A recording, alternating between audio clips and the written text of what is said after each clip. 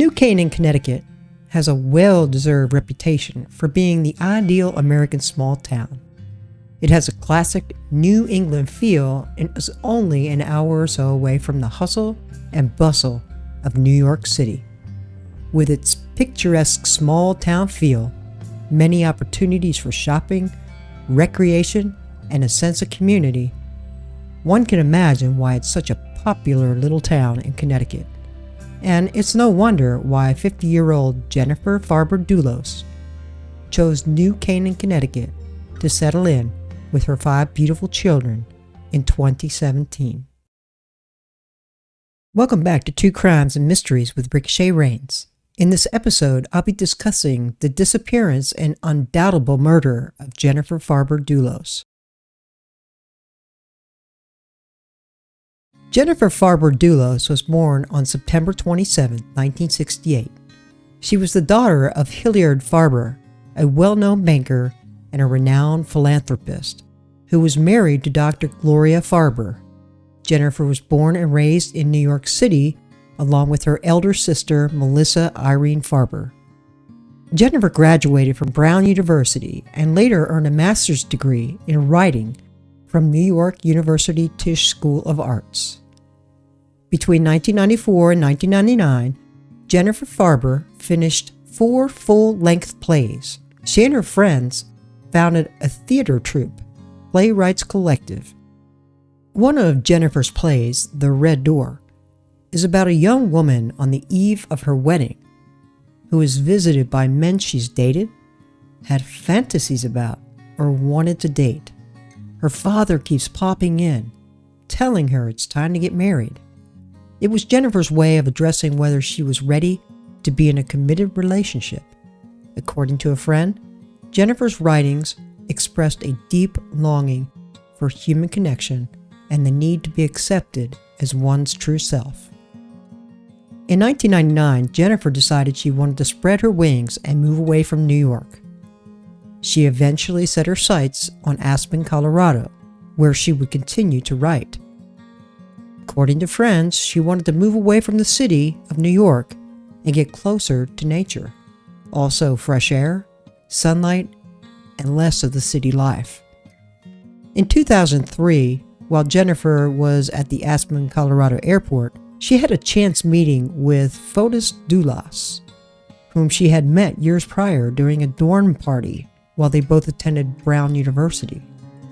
The two had a brief romantic encounter and parted as friends. In 2004, Jennifer moved back to New York City.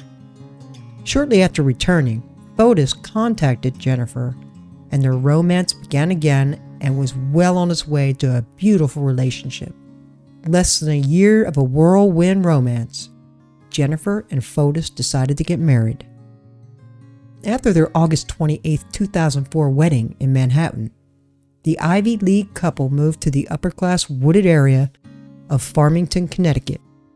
Living in a 6-bedroom, 13,000 square foot house built by Fotis, the couple started a family with 2 sets of twins and a baby girl. Jennifer and Fotis Dulos seemed to have it all, living what many would call a picture-perfect lifestyle. Fotis kept busy working to build his luxury real estate development company, The 4 Group, which he started in 2004 with funding from Jennifer's parents. Jennifer kept busy writing short pieces on her now-deleted blog, 5 Makes 7, and on Patch.com, a community-based website. But Jennifer's focus was and always would be on her children and family. According to one of Fotis' friends, they had a great house, were a gorgeous couple, and had 5 kids. From outward appearances, it didn't seem like it could get much better. But their marriage was more of a facade, and not as picture-perfect as one would have thought. It was discovered that Fotis had a quick temper, and when things didn't go his way, he would become extremely upset and say horrible things to Jennifer. This would cause more arguments between the two. In June of 2017, Jennifer decided enough was enough after learning Fotis had been having a year-long affair with a woman named Michelle Troconis. an ESPN reporter from South America, whom he had met at a sporting event in Miami, Florida. On June 27, 2017, Jennifer filed for divorce and moved with her family from their Farmington home to New Canaan, which was 70 miles away. Within her divorce filing, Jennifer claimed she feared for her life due to several threatening outbursts by Fotis and his purchase of a handgun. This was an accusation Fotis would deny. Initially, the couple had dual custody of their 5 children, but after several divorce court appearances, in March of 2018, Jennifer was given full custody of the children. If Fotis was to see his children, he would have to follow the custody agreement, which required a court-appointed monitor during every visit. In the meantime, Fotis moved his girlfriend Michelle and her daughter into the Farmington home. As you can probably imagine, Jennifer was not happy with Fotis' decision to bring another woman into their home.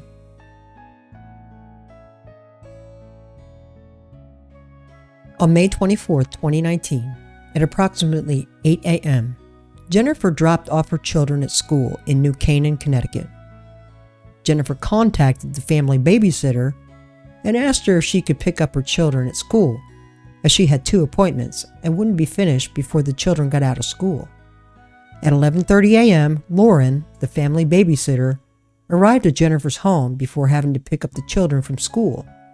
When she arrived, she had noticed that Jennifer's Range Rover was still in the garage. According to Lauren, Jennifer said she was going to drive her Range Rover to her appointments and leave the Chevy Suburban. This was odd, but not as odd as finding Jennifer's purse lying on the floor, and also a teacup and a granola bar on the kitchen counter. Lauren decided to clean up the counter. When she went into the closet to grab some paper towels, she noticed there were only 2 rolls of paper towels left. Okay, now this was really odd, as she specifically remembered the day before that there were 12 rolls remaining. What are your thoughts? Lauren left the home to pick up the children at 12 p.m. from school. When she arrived back at the house, she texted Jennifer to let her know she and the children had arrived safely at home. She didn't receive a response. She tried several times until about 4 p.m. when she actually tried to phone her. However, the phone went directly to voicemail. After waiting a while, she decided to get in contact with some of Jennifer's friends, who also thought it was concerning. After a bit of time went by, Lauren dropped off the children at Jennifer's mother's home, and a call went out to the police department reporting Jennifer missing. At 7 p.m. that night, police officers arrived at the home Jennifer was renting and found blood stains and splatter on the garage floor and on the Range Rover, which was left in the garage. On May 25th, an additional search was made of the home, where state police confirmed the discovery of bloodstains and splatter inside the home, and evidence that someone had tried to clean up after a brutal, serious physical assault, and that Jennifer was a suspected victim. A search for Jennifer Farber Dulos was underway. Police were joined by the FBI, and several spent days combing through Mawhinney Park, where Jennifer's Suburban was located. Police notified Fotis of Jennifer's disappearance, of which he seemed to be quite concerned for her safety. He said he had not spoken with Jennifer or his kids that day.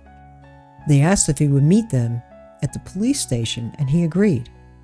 At the time he was supposed to arrive, Fotis' attorney went instead and advised them Fotis would not be speaking with them and not answering any questions. Neighbors who were also concerned provided video coverage from May 24th, which showed Jennifer's black Suburban departing her driveway at 7:58 a.m. It was seen returning at 8:05 a.m. Jennifer's car was then seen leaving again at 10:25 a.m. The police department kicked into gear afterwards and was able to obtain cell phone activity, which showed strange activity on Fotis' phone on the evening of May 24th. It showed at least 30 different stops on Albany Avenue in Hartford, Connecticut, which is approximately 15 minutes away from Farmington, Connecticut. 12 hours of surveillance video was obtained from the Hartford Police Department showing a black Ford Raptor truck, which was rented for an employee of Fotis' company. The vehicle made identical stops that were shown on Fotis' phone. A man was seen getting out of the vehicle who was identified as Fotis. The driver is seen dropping off trash bags. There was also video footage showing a woman passenger of the truck who resembled Michelle. Police were able to recover some of the bags from the trash cans where the bags were dumped. The bags contained zip ties, kitchen sponges, paper towels, and women's bloodied clothing. They also found Fotis' license plate disguised with pieces of tape over certain letters and numbers to make them look differently. However, after removing the tape, they discovered the plates belonged to Fotis Dulos. Police decided they wanted to speak with Michelle Troconis. According to Michelle, on May 24th, she and Fotis woke up together, slept together, and showered together before Fotis went to hang out with a lawyer friend named Kent. Michelle said when Fotis returned at 1 p.m. that day, he asked if she would like to go to a property of a client of his, which she agreed to do. The property just so happened to be the home of Jennifer Dulos. Michelle said Fotis made many stops in Hartford, but had no idea what he was doing. After discovering all of this information, authorities decided to search the Hartford landfill for Jennifer's remains. 3 weeks were spent searching. However, no remains were found. On June 1st, 2019, and after speaking with Michelle, she and Fotis were arrested for first-degree hindering prosecution and tampering with evidence. Several days later, they both made bond and were released, being placed on ankle monitors. After Michelle made bond and was released, she decided she didn't want anything to do with the incident and claimed her innocence. She and her daughter moved out of Fotis' home and into their own apartment. Further investigation discovered neighbor video coverage at approximately 7:40 a.m. on May 24, 2019, of a male riding a bicycle that resembled Fotis' bike riding up Jennifer's driveway. Police authorities concluded, although they weren't able to specifically identify Fotis, the handlebars of the bicycle were an exact match to his. Police went back to Fotis' home and discovered a handwritten script of Fotis' alibi for the day of the 24th of May as to what Fotis and Michelle did. They woke up, had sex, showered together, client's house, got coffee. You get the picture. So they practiced this little alibi. Interesting. In September 2019, Fotis and Michelle were arrested for a second time. They were both able to make bail. Yippee-ki-yay to having money and being rich. After several months of investigation and based on the presence of Jennifer Dulos' blood at her home, the evidence of efforts to clean the scene, and items recovered in Hartford, Connecticut that linked back to her, the chief medical examiner in Connecticut concluded she has sustained an injury or multiple injuries, which he considered non-survivable without medical intervention. The medical examiner also categorized the incident as homicide of violence. On January 7, 2020, Fotis was arrested at his home, being charged with murder, capital murder, and kidnapping. Fotis' girlfriend, Michelle Troconis, and Kent Mawhinney, an attorney and friend of Fotis, were charged with conspiracy to commit murder. Both Fotis and Michelle were able to make bond again. However, Kent was unable to afford bond and remained in jail. Fotis Dulos, charged with the murder of his wife Jennifer, didn't seem terribly concerned in court today, nor did his lawyer. Jennifer Dulos' body was never found, and that forced police into a painstaking, meticulous search for video and forensic evidence, which they believe shows this detailed timeline of the day Jennifer Dulos was murdered. At 7:40 a.m. on the morning of the murder, a vehicle Fotis Dulos borrowed is seen waiting near his estranged wife's home. At 8:05, Jennifer returned home after dropping her children off at school. Police believe the murder and the cleanup of the grisly scene inside the home took place between 8:05 and 10:25, and that Dulos left the home in his wife's vehicle at 10:25 with her body. At 5:01 p.m., with the help of his girlfriend, Michelle Troconis, police believe he cleaned up one of the vehicles involved. And between 7:39 and 7:50 p.m., Dulos is seen on surveillance video tossing garbage bags into dumpsters in Hartford, Connecticut, Troconis sitting beside him in the car. When he was arrested yesterday, police found an axe in his home in Farmington. While out on bail, Fotis said he was not guilty of any crimes. He said this was a total Gone Girl situation, and Jennifer left on her own, leaving her family because she wanted to get back at Fotis for leaving her for another woman, and was just taking it out on him to make his life a living hell. On January 28, 2020, there was an emergency bond hearing for Fotis, of which he did not show up. As he was on a monitor, it showed he was at his home. Police responded to Fotis' home and found him in the garage, seated behind the wheel of his car. The car was found running, and a hose was attached to the tailpipe. Police officers rushed to remove him from the vehicle and immediately started CPR. Fotis was barely alive and was transported to the hospital, where he was placed on life support. Police officers also found a note written by Fotis.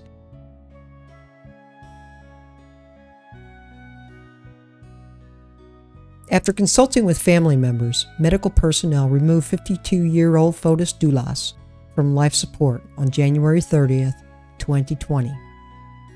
The couple's 5 children have been living with Jennifer's mother, Gloria Farber. Michelle Troconis, as of March 29, 2022, remains on bail and is required to wear a GPS ankle monitor. Kent Mawhinney was arrested in January 2020 and held on $2 million bond until he was released in October of that year on a reduced amount of $246,000. At the time of this video, Jennifer has not been found. If you or anyone you know has information regarding the disappearance of Jennifer Dulos, please contact the New Canaan Police Department at 203-594-3500, or you can contact Crime Stoppers tip line of Hartford, Connecticut at 860-722-TIPS.